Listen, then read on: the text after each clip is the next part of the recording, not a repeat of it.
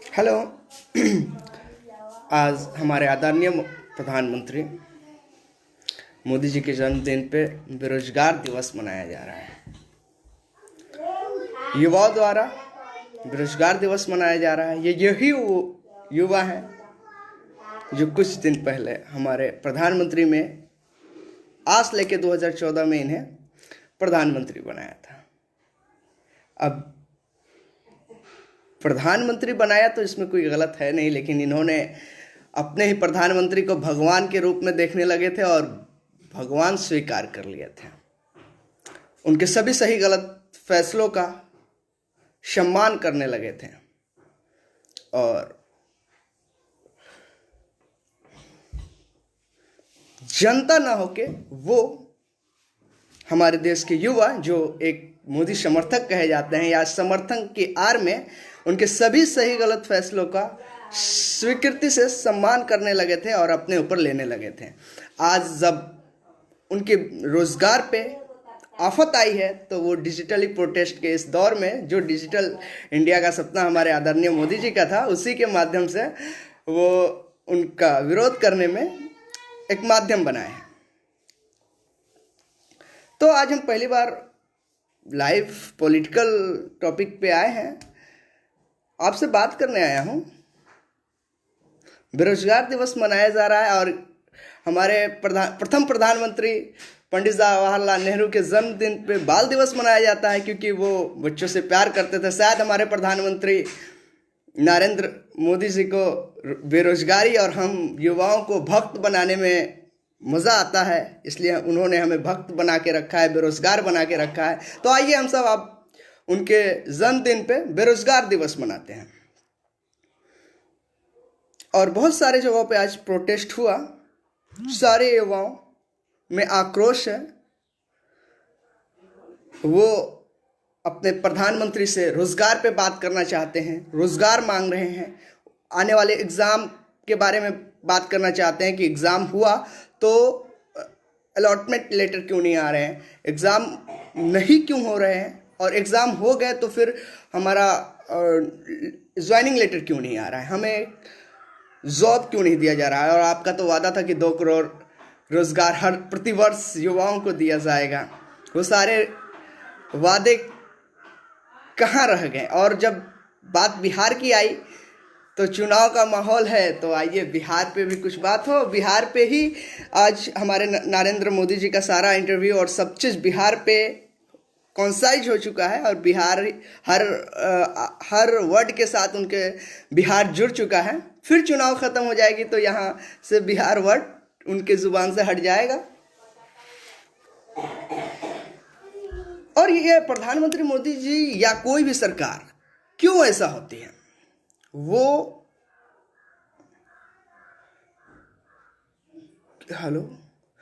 क्यों कोई भी सरकार अपने आप को डिक्टेटरशिप या अपने आप को सब चीज़ समझने लगती है।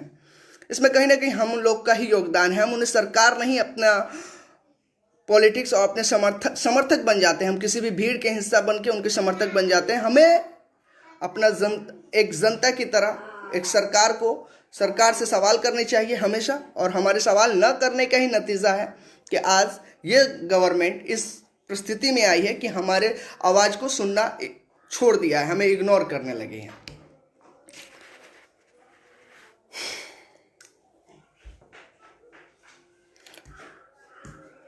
यथासंभव इसमें मेन स्ट्रीम मीडिया का भी पूरा हाथ है। आज हमारे देश में किसान विरोधी पार्लियामेंट में बिल लाए गए हैं और उसके विरोध में पूरे हरियाणा के किसान रोडों पे हैं, सड़कों पे हैं। युवाओं आज पूरा दिन 17 अगस्त को आदरणीय प्रधानमंत्री जी के जन्म दिवस पे बेरोजगार दिवस मना रहा है। तो इसका मेन स्ट्रीम मीडिया में कहीं भी लाइव कवरेज नहीं हुई और ना ही वो किसान विरोधी बिल जो संसद में लाया गया है उसके खिलाफ जो किसानों का प्रोटेस्ट हो रहा है, तो इसमें मेन स्ट्रीम मीडिया कहीं भी से भी साथ नहीं दे रही है, उसे अपने कवरेज में नहीं ला रही है। वो तो सिर्फ कंगना रनौत और रिया चक्रवर्ती जैसे मुद्दों में व्यस्त है।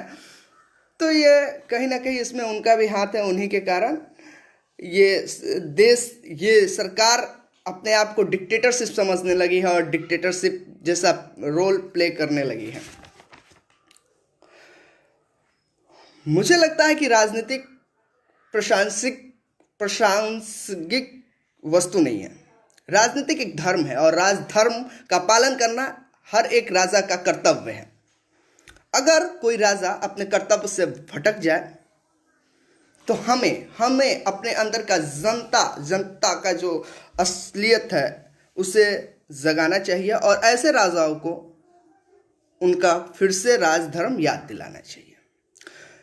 मेरा यहाँ कहीं भी कहना अर्थ नहीं है ये कहने का कि किसी भी तरह एक पार्टी को हराया जाए या party politics something like that, nothing. I only want to say maintain the feeling of rajdharma maintain होना चाहिए। और आज अगर कोई बोलता है, कोई मीडिया या कोई चैनल सरकार के खिलाफ या सरकार से सवाल करने चाहते हैं तो उनको दबा दिया जाता है, क्योंकि ये बहुत इंटॉलरेंट हो चुकी है। गवर्नमेंट सुनना नहीं चाहती है, गवर्नमेंट अपने खिलाफ किसी भी चीज़ को सुनना नहीं चाहती, उसे मिटा देती है, इंटॉलरेंट हो चुकी है। एक हमारे प्रथम प्रधानमंत्री थे पंडित जवाहरलाल नेहरू। जब 1962 में चाइना से इंडिया बुरी तरीके से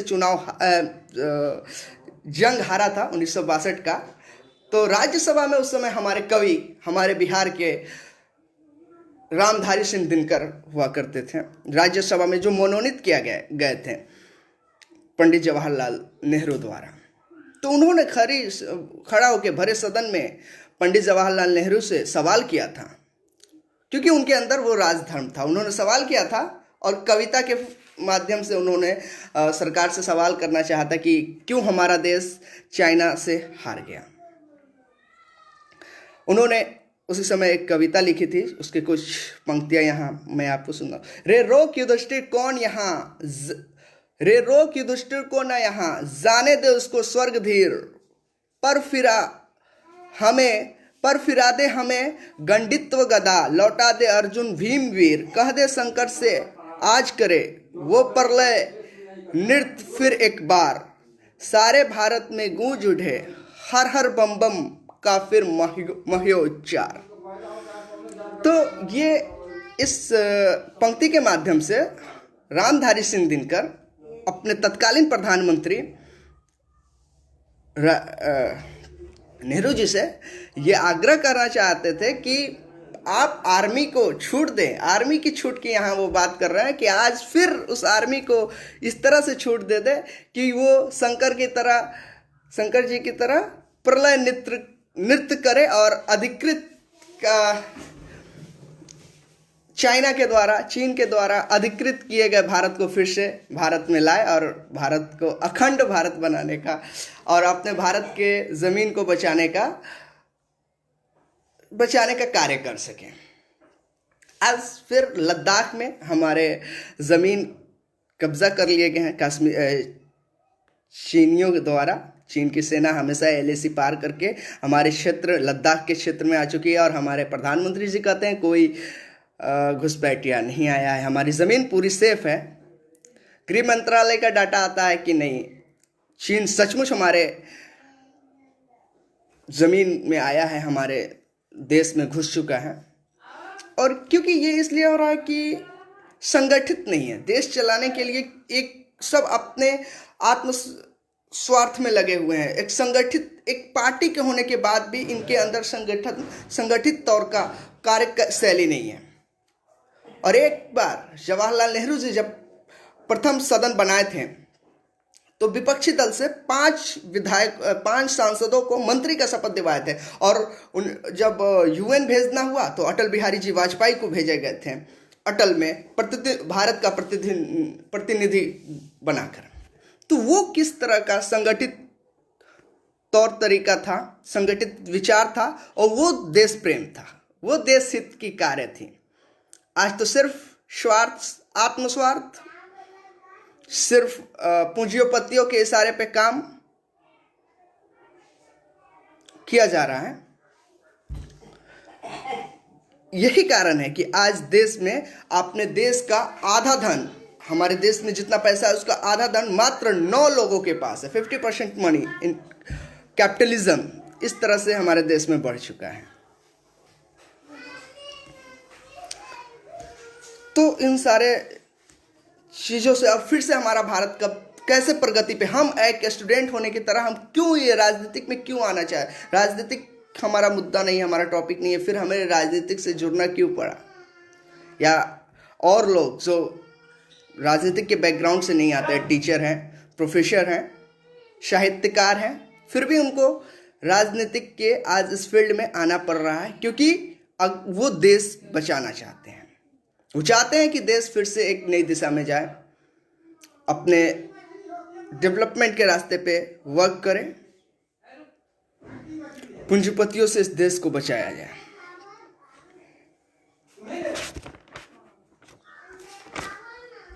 धन्यवाद।